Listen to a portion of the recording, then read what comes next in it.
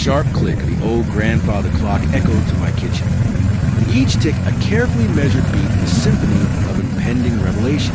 Julian sat across from me, his smile as polished as the antique mahogany table, completely unaware of the precise trap he was walking into. Beside him was Evans, a notary, clutched her stamp, ready to formalize a betrayal so audacious it almost took my breath away.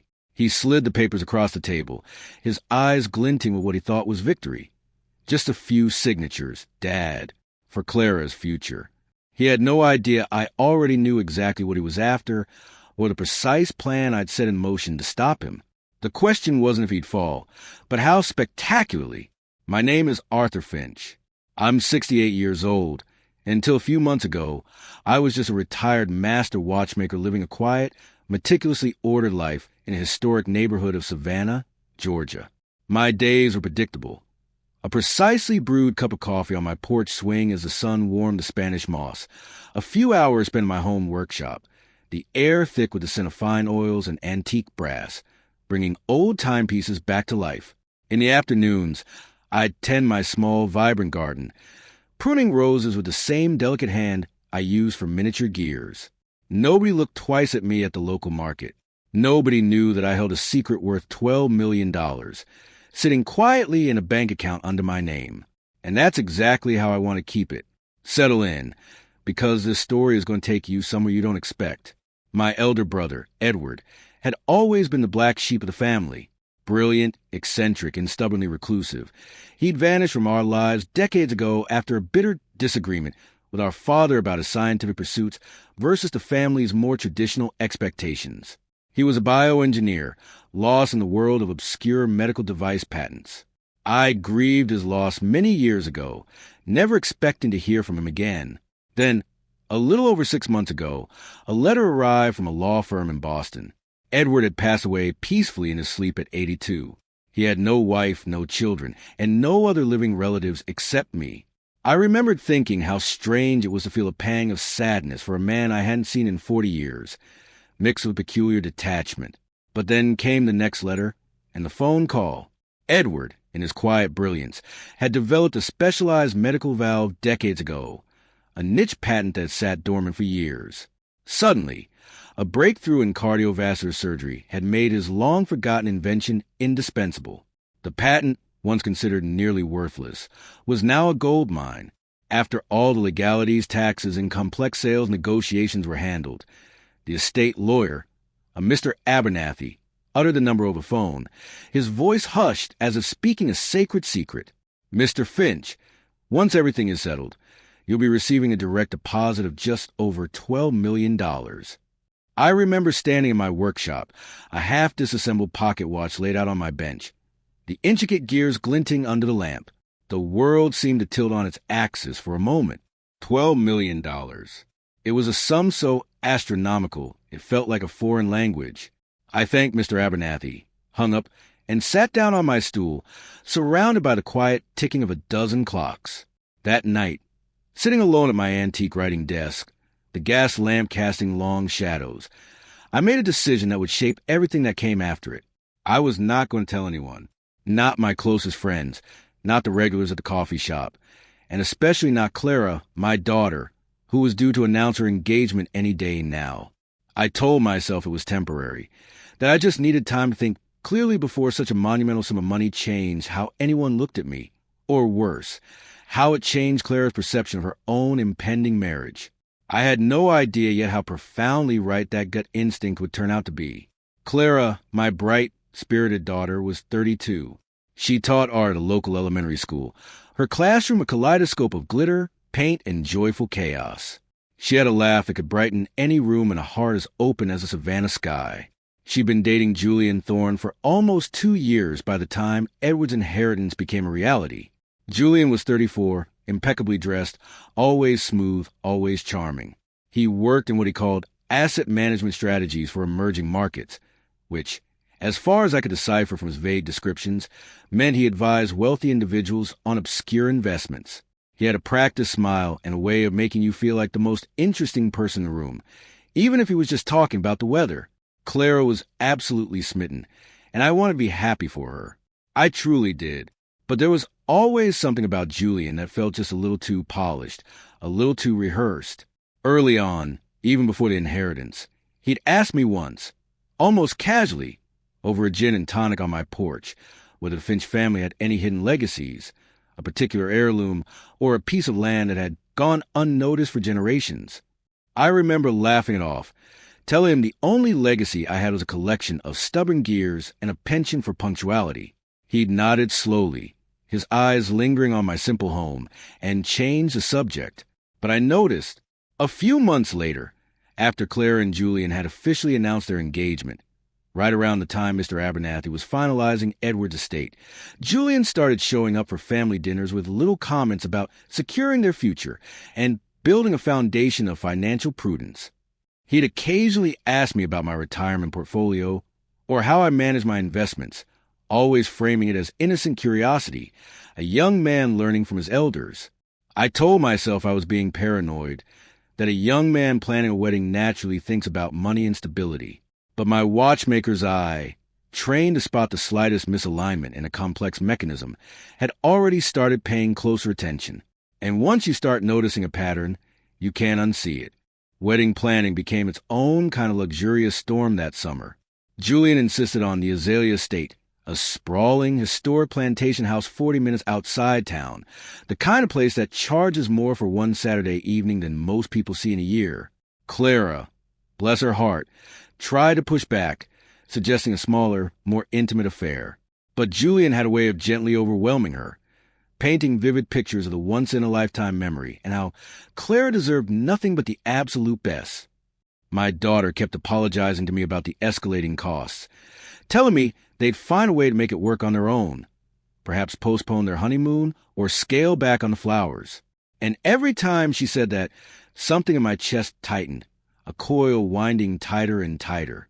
I had $12 million sitting quietly in the account, an inheritance from a brother I barely knew, and my daughter was doing frantic math on a napkin, trying to figure out how to afford a decent floral arrangement. I ended up quietly covering a significant portion of the wedding cost myself. I wired money to the venue, the caterer, the florist, always through an intermediary account, and always with strict instructions for discretion. To Clara, I said it came from my carefully managed retirement savings and a small, unexpected payout from an old pension fund. That part wasn't exactly a lie, just not the whole truth. Julian, for his part, seemed remarkably interested in exactly how these payments were being made. He asked Clara more than once who was handling the deposits and whether her dad had suddenly become a secret philanthropist, phrasing it like a playful joke, but his eyes, I noticed, were as sharp and calculating as a banker's. Clara, ever loyal, brushed it off every time, telling him I was just a generous father who'd been saving for this day her whole life. I let her believe that story, too, because it was easier than opening a door I wasn't ready to open, a door that might reveal a predator lurking in the shadows of our family. Looking back now, I could see clearly how careful and methodical Julian was, laying groundwork, asking questions in a way that always sounded harmless on the surface. At the time, I told myself I was overthinking, projecting my own anxieties onto a nervous groom. I was wrong about that, profoundly wrong, and I would find out exactly how wrong soon enough. The wedding day itself was, if I'm being completely honest, breathtaking. Clara, in her grandmother's lace gown, looked exactly like an angel. For a few hours that afternoon, surrounded by the sweet scent of jasmine and the soft strum of a string quartet, I allowed myself to just be a proud father instead of a man sitting on a secret the size of a small country. The Azalea Estate looked magnificent in the late September light. String lights strung between the ancient oaks, everyone dressed up and laughing. Julian's mother, Eleanor Thorne, a woman whose smile never quite reached her eyes and who had a habit of delivering veiled compliments that felt more like subtle judgments, cornered me near the bar at one point. "Arthur," she purred, her voice dripping with artificial sweetness. "It's such a relief Clara has a father who can help them get started right. So many young couples struggle these days, don't they?" I smiled, mumbled something forgettable, but I distinctly remember the exact way she watched my face after she said it, her gaze like a jeweler inspecting a gem for flaws. She was looking for a reaction, a tell, a confirmation. I gave her none. During the toast, Julian stood up with a crystal flute of champagne, his voice resonating smoothly through the microphone. He talked about building a secure foundation, about wise investments for a lasting legacy, and making smart decisions as a family unit. It struck me as an incredibly odd thing to say at a wedding, instead of talking about love or partnership or the simple joy of finding your soulmate. A few people chuckled politely, mistaking his seriousness for charming awkwardness. Clara looked happy and a little embarrassed, the way brides do when a speech strays from the romantic script. I clapped along with everyone else, but underneath the applause, I felt that same cold, quiet unease I'd had on the porch months earlier. Something about Julian's focus on money, even here, even today, told me this wasn't nervous excitement.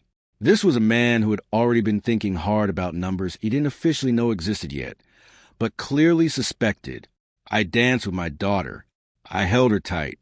I told her I loved her and that I was proud of the woman she had become. Every word of that was completely true. But driving home that night, alone in my truck, the quiet ticking of the dashboard clock the only sound, I knew something was coming. A storm was brewing on the horizon, even if I couldn't yet say exactly what shape it would take. Their honeymoon lasted 2 blissful weeks. A trip to the Italian Dolomites, which I had quietly funded as a wedding gift from an old watchmaker's retirement fund. When they returned, something in Julian shifted. The pretense of casual interest began to wear thin, replaced by a more direct, yet still subtly veiled probing. Julian started calling me directly, not Clara, but me. This was new. Before the wedding, our interactions had been primarily through Clara or at family gatherings. Now his calls were almost daily. He'd ask if I wanted to grab lunch at my favorite seafood spot, or if I needed a strong back around the house, offering to help with the gutter repair, or to look at the wiring in the garage. Things he had zero background in, and even less genuine interest in before the wedding. At first, I told myself this was just a son-in-law trying to build a relationship, trying to bond with his new family. And I truly wanted to believe that, because a part of me still desperately wanted Julian to be a good man for Clara's sake. My daughter deserved a loving, honest partner. But the calls kept coming, always friendly, always casual, always circling back to a version of the same question. How was I doing financially since retirement? Did I have a good system for managing my accounts? Had I ever thought about consolidating things so they were easier to track as I got older? He said all of this with a practiced warmth in his voice, the way you'd ask someone about their garden or their golf game. But I had spent a lifetime studying the intricate workings of tiny gears, detecting the slightest imperfections, the barely perceptible friction that could halt an entire mechanism. Julian was a similar mechanism, and I could feel the friction. One bright Sunday afternoon, he showed up unannounced, a 6-pack of my favorite craft beer in hand. He sat on my porch for 2 hours, charming me with stories of his big plan for Clara's future, for their future, and steered the conversation no less than 4 times toward protecting assets of family, especially with an older patriarch involved. I just nodded along, occasionally interjecting a non-committal more, "Is that right?" and gave him nothing concrete. But that night, as the gas lamp flickered over my antique writing desk, the same desk where I had decided to keep my secret, I admitted something to myself. My son-in-law knew, or at the very least, he suspected with an almost predatory certainty. I needed to know exactly how much Julian actually knew, and more importantly, how he had found it out. So I called an old friend, Marcus Thorne, no relation to Julian, thankfully. Marcus had been a respected detective with the Savannah PD for 25 years before retiring early due to a knee injury. Now, he ran a small, discreet private investigation firm, mostly handling corporate due diligence and background checks. I told Marcus the whole situation over coffee at a quiet diner downtown, laying it out plainly. My brother, Edward, the patent, the $12 million, Julian's increasingly strange and pointed questions, the timing of his engagement. Marcus, a man whose face rarely betrayed emotion, listened intently, stirring his coffee slowly. When I finished, he didn't look surprised. He told me probate records are public in Georgia, meaning anyone with little patience and an internet connection can search county court websites and find out exactly what an estate was worth and who inherited it. He offered to do a quick check, just to show me how easy it was.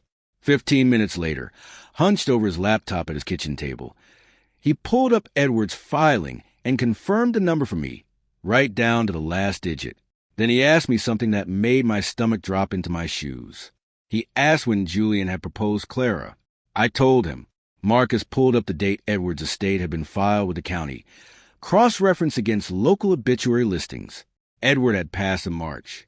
The filing became public record in early May. Julian proposed to Clara the third week of May. Marcus looked at me across that diner table, his steady gaze piercing through my denial. He said quietly, "Arthur, I think you need to ask yourself if this was ever really about your daughter." I didn't want to believe it. I told myself it could be a cruel coincidence, that plenty of young men proposed in springtime, that I was building conspiracy out of unfortunate timing and a few too many questions on a porch. But some stubborn part of me, the part that had spent months noticing every small, unsettling thing, already knew Marcus was right, and I needed irrefutable proof before I said a single word to Clara. Marcus offered to dig deeper, a full background check, and I said yes before I even finished thinking it through. Because at that point, I needed to know the truth more than I needed to protect my own comfort or the fragile illusion of Clara's happiness. It took Marcus about 2 weeks. What he found wasn't just uncomfortable. It was a textbook case study in calculated opportunism. Julian had been engaged once before, 5 years earlier, to a woman named Serena Caldwell, whose family owned a sprawling chain of boutique hotels across 3 states.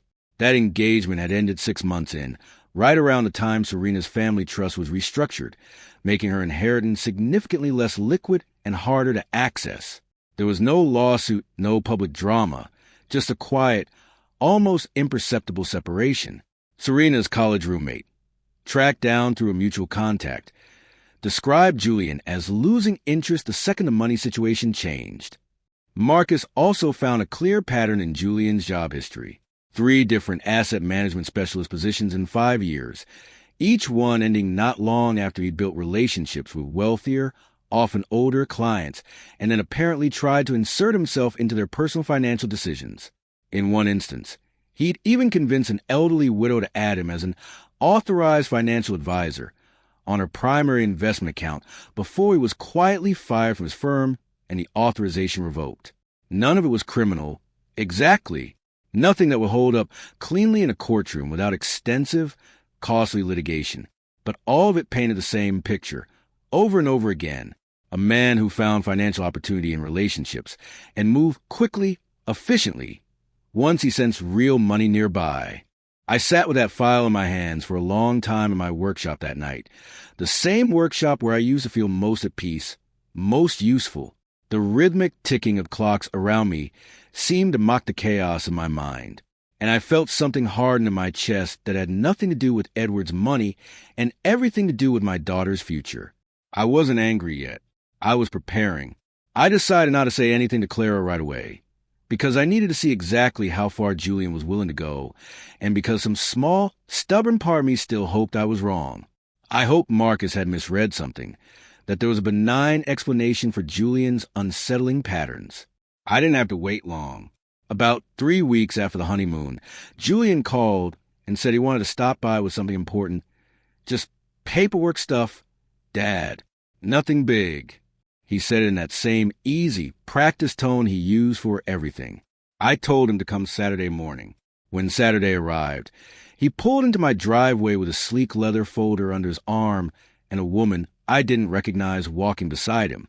She was a stern-looking woman in a navy suit, carrying a heavy briefcase. He introduced her simply as Ms. Evans, a notary who works with my firm sometimes. My stomach dropped the second I saw her official-looking lanyard. He led her into my meticulously kept home as if he already owned the place, a chilling echo of my internal fears. Julian sat at my kitchen table, the very same table where I'd made a decision to keep my inheritance a secret, and slid the folder toward me with a smile that didn't quite reach his eyes. He explained it as a family legacy preservation trust, something his senior financial advisor had recommended. A document, he explained, that would let him serve as a secondary authorized contact on my primary investment accounts, and even grant him limited power of attorney, in case anything ever happened to me. It was framed entirely around love and caution and taking care of an aging patriarch. He even brought up Edward's sudden, unexpected death as an example, said it so gently, like he was genuinely worried about my well-being, like this whole thing was born out of profound familial concern. Ms. Evans, the notary, sat quietly at the end of the table with her stamp and her own folder, waiting for a signature that would have handed my son-in-law legal reach into money he wasn't even supposed to know existed. I looked at that folder for a long moment. The pristine white pages, an unsettling contrast to the dirty dealings they represented. Then I looked up at Julian, my gaze as steady and unwavering as the pendulum of a grandfather clock. I asked him calmly, my voice flat and even, "Julian, do you want to know how I found out about Serena Caldwell?" His face changed instantly. The practiced polish cracked right off him in real time, like a cheap veneer peeling from old wood. The color drained from his face, and his eyes, which had been so confidently predatory moments before, now flickered with a genuine, raw panic. He asked, his voice tight, what I was talking about, but his smooth, easy practice had vanished, replaced by something brittle and nervous. I told him plainly, no yelling, no dramatics, just facts laid out one after another, the way I used to explain a complex mechanism to an apprentice. I told him about the probate filing timeline, how Edward's estate became public record, and how his proposal to Clara followed mere weeks later. I told him about Serena Caldwell, about the textile fortune, about his engagement that ended the moment her family's trust was restructured. I told him about Mr. Davies, the tech entrepreneur, and his failed startup. I even mentioned the forum post from his old classmate, describing him as always sniffing out money. I told him I knew about his initial questions on my porch, his phone calls about consolidating accounts, every single breadcrumb he thought he'd scattered so carefully over the past several months. Ms. Evans, the notary, sat frozen at the end of the table, her face a mask of dawning horror. She clearly realized this was not the routine signing she'd been called in for. Julian tried desperately to recover, stammering that I was misunderstanding everything, that this was purely about family security, that any reasonable person plans ahead. I let him talk for almost a full minute without interrupting. I wanted him to hear exactly how thin it sounded, how hollow and transparent his lies were. Once they were actually being said out loud in the cold light of day instead of dressed up in a soft, caring voice on my porch. When he finally stopped, his breath coming in ragged gasps, I slid the folder back across the table toward him, closed, and signed and told him, my voice still calm, I wasn't going to be signing anything today, Julian, nor any day after it. Then I told him something else, something I'd been holding on to for weeks, waiting for exactly the right moment to deliver the crushing blow. I told him, Clara's going to hear every single word of this from me, with irrefutable proof, before the end of this week. Ms. Evans, the notary, left almost immediately after that, gathering her folder and her stamp with shaking hands, murmuring apologies. She wanted no part of whatever terrifying family drama this had become. Julian stayed a few minutes longer, alternating between sputtering rage and a desperate, frantic backpedaling. He tried to threaten me, then to beg. He told me I was making a grave mistake, that I was going to destroy his marriage over paranoid assumptions, that Clara would never believe any of this coming from me because it would sound like a jealous, controlling father trying to interfere in her life. That part actually worried me a little, because he wasn't entirely wrong about how it might look on the surface. A father with a secret fortune suddenly accusing his new son-in-law right after refusing to hand over any control. So, instead of just telling Claire my version of the story, I decided to show her the actual undeniable proof. The probate timeline, Marcus's meticulously compiled research, and something I hadn't mentioned to Julian yet, a recording. I'd started recording our conversation quietly on my phone the moment Ms. Evans, the notary, walked through my door.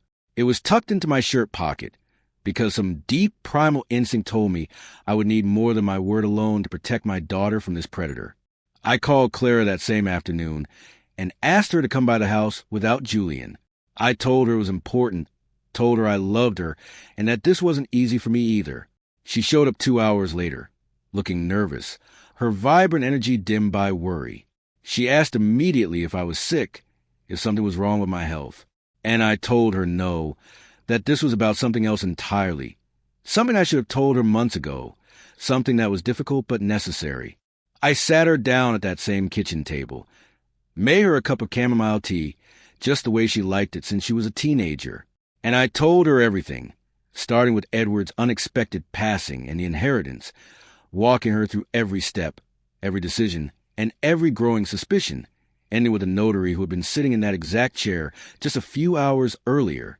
Clara sat completely still while I talked, her tea going cold in front of her, untouched. I told her about the $12 million first, watched her face go through shock, then a profound hurt.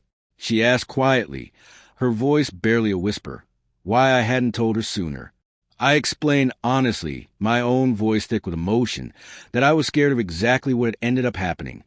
That money changes how people look at you, and I hadn't wanted to change it how anyone looked at her wedding, or her, or Julian.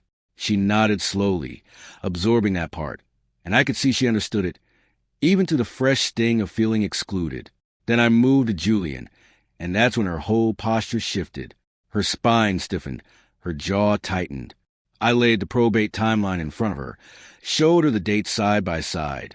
Edward's death, the public filing, Julian's proposal just weeks later. Then I handed her Marcus's report. I watched her read about Serena Caldwell, the textile fortune, the abrupt end of that engagement. I watched her eyes trace the details of Julian's job history, the pattern of cozying up to wealthy individuals, the elderly widow, the revoked authorization. Finally, I played her a short, incriminating piece of the recording from that morning, just enough for her to hear Julian's smooth, confident voice explaining the family legacy preservation trust and power of attorney to a notary he'd brought without ever asking me first. Then, the distinct shift in his tone as I mentioned Serena Caldwell, the stammering, the panic. Clara didn't cry right away. She just sat there, very quietly, for almost a full minute, staring at the folder Julian had left behind on my counter, the one I still hadn't signed. The weight of everything seemed to press down on her. When she finally spoke, her voice was steady in a way that surprised me, filled with a quiet, icy resolve. She said, "He asked me last week, Dad. He asked me if you'd ever mentioned updating your will, or if I knew if you had any other investment vehicles off the books that might need proper consolidation for tax purposes. He told me he was worried about you, that he could help me talk to you about it, so you wouldn't feel burdened by it all." I hadn't known that detail. It confirmed everything Marcus had already found, laid out fresh and painfully from her own memory. This wasn't just about Julian targeting me. He was trying to use Clara as his pawn, turn her against me, isolating me, softening me up for the kill. He was a master manipulator, and he had come dangerously close to succeeding. Clara thanked me quietly for telling her. Her eyes, usually so bright and full of life, were now shadowed with profound sadness, but also a growing fire. Then she asked me for the folder, the recording, and Marcus's full report. She said she needed to go home and talk to her husband herself tonight, alone. I didn't hear from her for 2 days. Those were 2 of the longest, most agonizing days I'd had since Edward's funeral. I polished every clock in my workshop 3 times over, watered my garden twice, and drank more cold tea than I care to admit. Every phone ring sent a jolt of anxiety through me. When she finally called, her voice sounded exhausted but clear, the voice of someone who had already made a difficult decision and simply needed to say out loud to make it real. She told me the conversation with Julian had gone about as badly as I'd expected. He denied everything at first, tried to twist my words, then shifted to blaming me, calling me manipulative for hiding the inheritance in the first place, trying to frame the entire situation around my secrecy. He claimed his own behavior was just a reasonable reaction to my lack of trust.